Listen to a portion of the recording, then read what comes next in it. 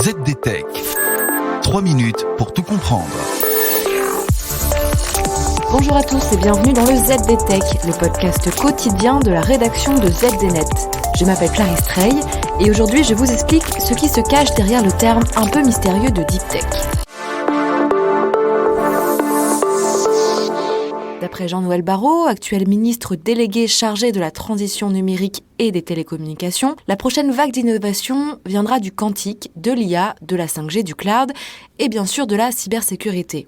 Autant d'innovations portées aujourd'hui par les jeunes pousses qui se réclament de l'écosystème de la Deep Tech. Mais la Deep Tech, qu'est-ce que c'est, me direz-vous ? Eh bien, ce terme, un peu fourre-tout, désigne, pour faire court, les startups qui proposent des produits ou des services basés sur des technologies dites de rupture. Cet écosystème est par nature très connecté au monde de la recherche, mais son objectif, in fine, est de passer à l'échelle industrielle. On devine l'ampleur de la tâche, car ce qui caractérise ces startups, c'est d'abord et surtout une barrière technologique très forte à l'entrée, et donc la nécessité d'investir massivement et d'embaucher des profils très pointus. Pour que ces jeunes pousses décollent, elles ont donc besoin d'un soutien. Et c'est là que le gouvernement a décidé d'intervenir en lançant cette année un programme d'accompagnement dédié aux startups françaises de la Deep Tech, baptisé le French Tech Deepnum 20. Bercy vient de rendre public les noms des 20 premiers lauréats. Premier constat, dans cette liste, même si les secteurs représentés sont variés, certains domaines sortent particulièrement leur épingle du jeu. C'est le cas notamment de l'informatique quantique. Un domaine sur lequel tout le monde s'accorde à dire qu'il y a du potentiel, même si les premiers ordinateurs quantiques ne sont pas encore au niveau des attentes.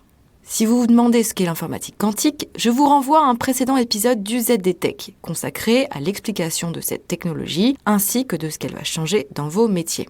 Mais revenons à notre programme. Dans cette première édition, 3 startups quantiques ont été sélectionnées par le jury. Et ce n'est pas n'importe lesquelles, on parle ici des fleurons français du quantique. Il y a d'abord la start-up Pascal, dont le projet est de construire des ordinateurs quantiques à partir d'atomes neutres.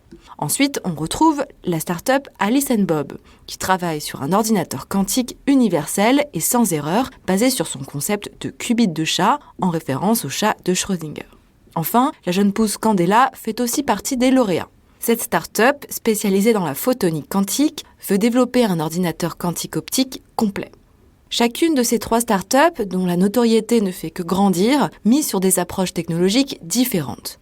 Mais on peut d'emblée noter un point commun, elles ne laissent pas indifférents les acteurs industriels qui commencent à investir sur les premiers cas d'usage quantiques. Pas plus tard que cette semaine, par exemple, EDF et Candela ont annoncé qu'ils allaient travailler ensemble sur la simulation des barrages hydroélectriques. On est bien entendu sur un cas d'usage industriel encore très exploratoire, mais qui démontre une curiosité croissante pour ces technologies de rupture. Et voilà, normalement on a fait le tour du sujet. Pour en savoir plus, rendez-vous sur notre site internet zdnet.fr et retrouvez tous les jours un nouvel épisode du ZDTech sur vos plateformes de podcast préférées. ZDTech. 3 minutes pour tout comprendre.